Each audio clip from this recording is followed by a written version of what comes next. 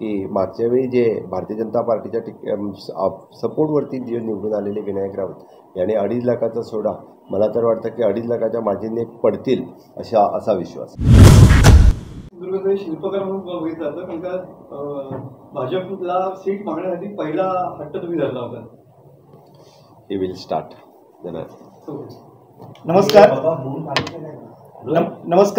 रत्नागिरी सिंधुदुर्गातल्या सर्व पत्रकारांचं माननीय गोव्याचे मुख्यमंत्री प्रमोदजी सावंत यांच्या पत्रकार परिषदेने स्वागत आहे तुमचं सगळ्यांचं.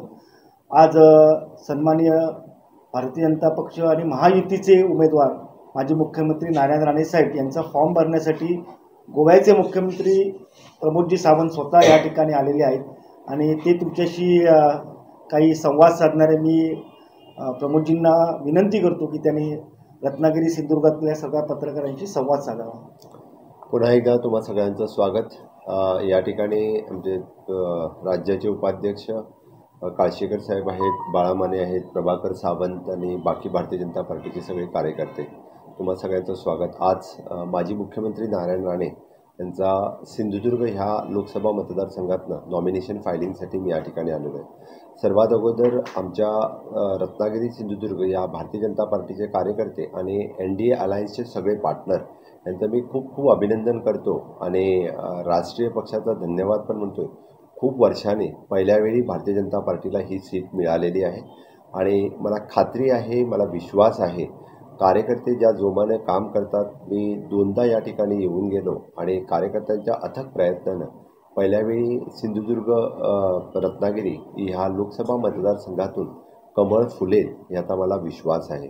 माननीय प्रधानमंत्री नरेंद्र मोदीजी यांचा 3.0 हे 3rd टर्म सुरू करत असताना माननीय मोदीजीने जे 10 वर्षाचं विकसित भारताचं जे फाउंडेशन स्टोन यावेळी जो घातलेला आहे आणि तो विकसित फाउंडेशन स्टोन ॲक्च्युअल विकसित भारत 2047 हे साकार करण्यासाठी माननीय प्रधानमंत्री नरेंद्र मोदीजी यांना 3ऱ्या वेळी प्रधानमंत्री करण्यासाठी देशातील पूर्णतः म्हणजे आपण जसं म्हणतोय की जम्मू काश्मीरपासून कन्याकुमारीपर्यंत पूर्ण भारतामध्ये एक लाट आलेली आहे म्हणायला काय हरकत नाही. अबकी बार 400 पार फिर एक बार मोदी सरकार ज्या ठिकाणी प्रत्येक ठिकाणी नारा सुरू आहे आणि त्याच पद्धतीचा नारा आपल्या महाराष्ट्रात पण सुरू आहे. गोव्यातील 2ही जागा भारतीय जनता पार्टीला यावेळी मिळेल. महाराष्ट्रातील मॅक्झिमम सीट हे NDA अलायन्सला मिळतील याचा मला विश्वास आहे. पहिल्या टप्प्यातलं इलेक्शन्स आज सुरू आहे आणि पहिल्या टप्प्यातल्या इलेक्शन्सला मी नागपूरमध्येही जाऊन आलो होतो. त्या ठिकाणी खूप मोठा प्रतिसाद हा NDA अलायन्स आणि भारतीय जनता पार्टीला मिळतो आहे. त्यामुळे राहिलेल्या सगळ्या टप्प्यामध्ये भारतीय जनता पार्टीला खूप चांगला रिस्पॉन्स मिळेल आणि या ठिकाणी खूप चांगले सीट पण निवडून येतील. आपण जसं म्हणतोय की मोदी की गॅरंटी पुरी होणे की भी गॅरंटी. फक्त या देशामध्ये आतापर्यंत जो संकल्पपत्र दिलेला आहे आणि तो संकल्पपत्र पूर्ण करण्याचा संकल्प भारतीय जनता पार्टीने ठेवलेला आहे.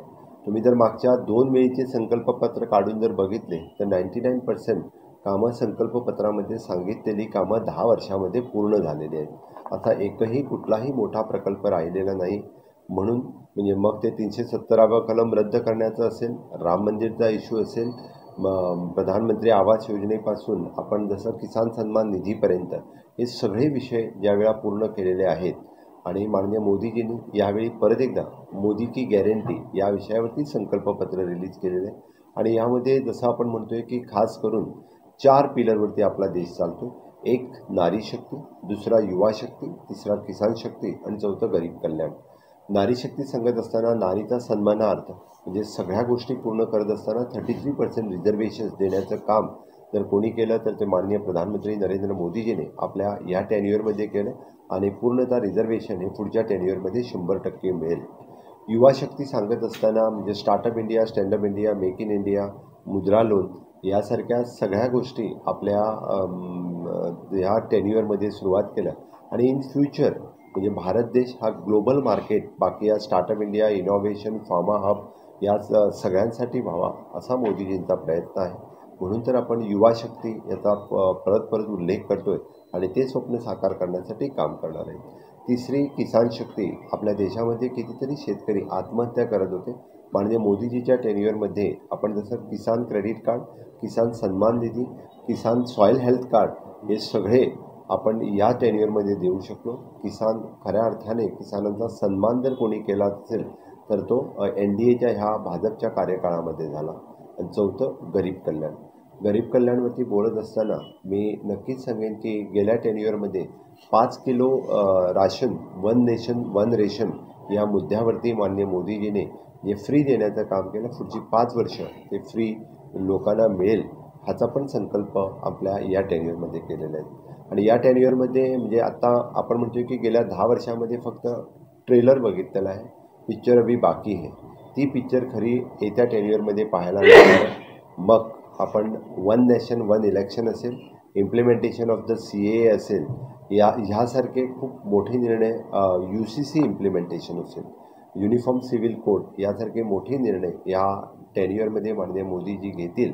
आणि नक्कीच देशाच्या हितासाठी आपण जसं देशाची इकॉनॉमी 11 नंबरवरनं 3 नंबरवरती पोहोचवली आणि तीच देशाची इकॉनॉमी 5 नंबरवरती पोहोचवली आणि आता 3 नंबरवरती नेण्यासाठी माननीय मोदीजीच्या या टेन्युअरमध्ये आपला देश 3rd इकॉनॉमी म्हणून पुढे येणार आहे. मला खात्री आहे की महाराष्ट्रातली जनता आणि विशेष करून कोकणातली आपली जनता म्हणजे कोकणातले असलेले सगळे सीट हे NDA अलायन्सला निवडून देतील ह्याचा विश्वास आहे. महाराष्ट्राचा खऱ्या अर्थाने जर विकास कधी झाला असेल तर NDA अलायन्सच्या सरकारच्या वेळीच महाराष्ट्राचा खरा विकास आणि विशेष करून कोकणातला विकास आपल्याला पाहायला मिळतो. विरोधकांकडे कुठलंही म्हणजे आपण जी त्यांची इंडिया अलायन्स म्हणतो आहे त्या NDA अलायन्समध्ये ना लिडरशिप, त्यामध्ये सुरुवातीपासून लिडरशिपलाच भांडणं आहेत. प्रत्येकाचं वक्तव्य वेगवेगळं आहे.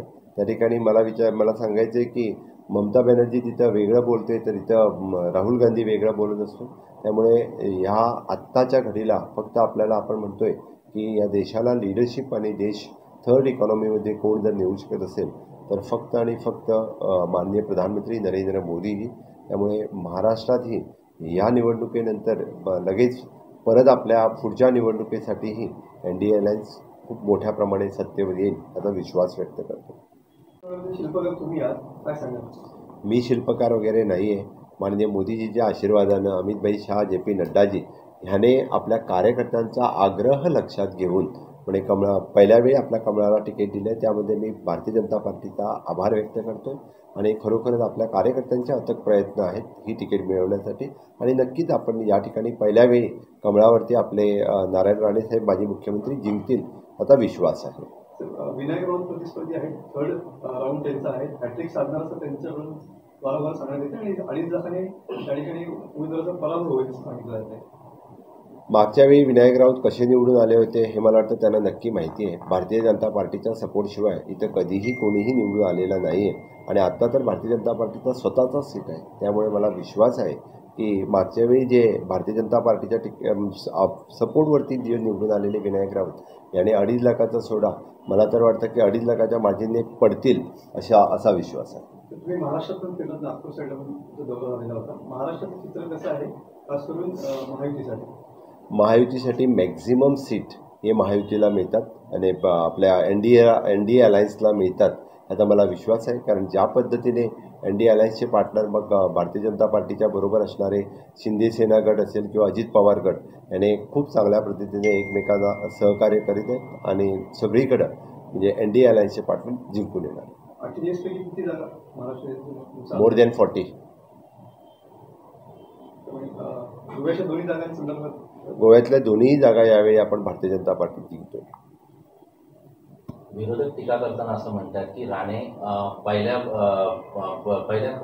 बेंचवरचे विद्यार्थी होते, मात्र त्यांना शेवटच्या बेंचवर बसल्यामुळे त्यांना आता तिकीट द्यावं लागलंय. अगदी मागून त्यांनी तिकीट घेतलं. विरोधकांना टीका म्हणजे अजून काही राहिलेलं नाही आहे म्हणून यावेळी ते टीका करतात. नारायण राणे साहेब हे भारतीय जनता पार्टीचे खूप मोठे नेते आहेत. केंद्रामध्ये ते मंत्री होते आणि पार्टीची स्ट्रॅटेजी म्हणून काहीतरी जे काही असेल ते त्यांची तिकीट शेवटी डिक्लेअर झालेले एवढंच आहे. घोषणा व्हायला वेळ लागला, त्याचा परिणाम काय होऊ शकतो? बिलकुल नाही आहे. मला माहिती आहे कारण पहिल्या मिटिंगला मी ज्या ठिकाणी आलो होतो मी पूर्ण मतदारसंघामध्ये फिरलेलो आहे. त्यामुळे कार्यकर्त्यामधला जोश आणि उत्साह जर बघितला तर 100% नारायण राणे साहेब खूप मोठ्या फरकाने 2.5 लाखाच्या पेक्षा जास्त मताने जिंकतील. थँक्यू. देश विदेशातील प्रत्येक घडामोडींचे लाईव्ह अपडेट मिळवण्यासाठी आता साम टीव्हीच्या सर्व सोशल मीडिया प्लॅटफॉर्मला लाईक, फॉलो आणि सबस्क्राईब करा. तसंच सर्व नोटिफिकेशनसाठी बेल आयकॉन प्रेस करायला विसरू नका.